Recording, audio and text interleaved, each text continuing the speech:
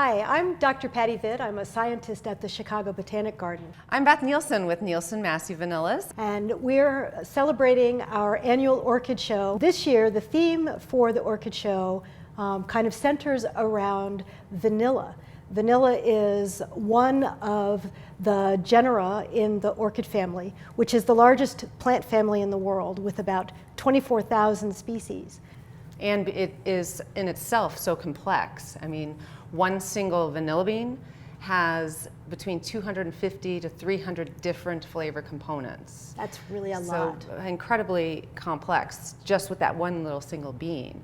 And the differences between those beans and the flavor profile of the different growing regions is also quite diverse as well. I mean, it's just like wine. We talk about vanilla in the same way because depending on where it's grown, what is being grown in the earth around it, obviously the climate, which it is only going to be grown in subtropics or tropical because it can only be grown 10 degrees above or below the equator. But you know, the Mexican beans are going to have a different flavor note. They're going to be spicier. You know, when you think of Mexican food, you think of things more spicy because there's peppers being grown in that soil and have been for hundreds and hundreds and hundreds of years. So that gets into the flavor profile of that bean. And then Tahitian, which when you think of Tahiti, you think of some of those, you know, glorious exotic fruits and flowers. And that is also, when you taste a Tahitian, you get that fruity and floral with, you know, this real floral note, almost, you know, very botanical tasting. Well, I'm going to be making Thomas Jefferson's recipe for vanilla ice cream. And the recipe is very simple. He brought it home with him from France when he finished up his stint as the ambassador to France.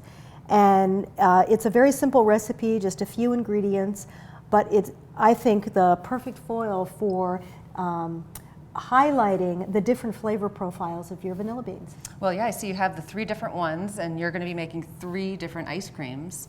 All the same recipe except for the vanilla, right? Yes, so that's right. One's going to be Tahitian, and one's going to be Mexican, and one's going to be Madagascar. Right. Fantastic. The first step in Thomas Jefferson's vanilla ice cream recipe is to take 2 bottles of good cream and put it on the fire. I'm using a single quart of heavy cream, and it's going to be put onto the fire. When you get really good quality vanilla ice cream, you see the little brown flecks in it, and that's the seeds from the vanilla. This is pretty slow. It has to come up to close to a boil, but not boil over. And then next what we do is take the egg yolks and beat them until they're lemon colored and a little runny. And that actually takes quite a bit of effort. This is a pretty labor-intensive process. The more air you can introduce into it at this point, and the more smooth you can get this, the fluffier the ice cream comes out. And so what I'm going to do is add 1/4 pound, or just 4 ounces by weight, of sugar to the egg yolks and beat that. Right there, bang on. Okay, so now I'm going to add the vanilla sugar to the egg yolks just a little bit at a time. And it's basically, it's going to emulsify in the egg yolk.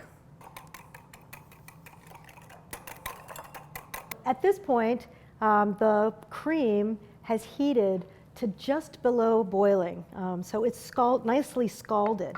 And what we have to do is, we can't just take the egg mixture and dump it in to make the ice cream base, which is basically a custard. We have to temper the egg yolks first. So we'll take some of this cream, this heated cream, and mix it into the egg yolk mixture at this point.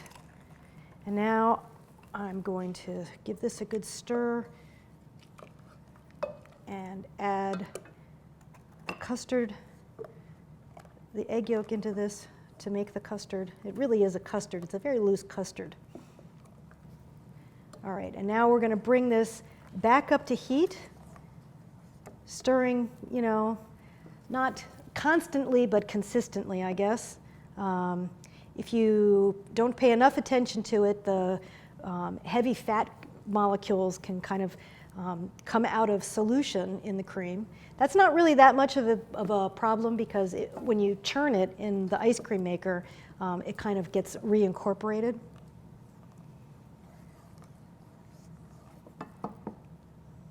And the test to see if it's ready, I'll show you that. If you have the custard on the back of your spoon, if you can run your finger through it and it doesn't drip, it just stays a nice strip, then it is cooked enough to go ahead and chill for a while until it's ready to be transferred to the ice cream maker. So after you chill it in the water bath, you'll know that it is ready because it really starts to thicken up a little bit. It actually starts the process of making the ice cream base into ice cream. And so at this point, you want to transfer it to an ice cream maker.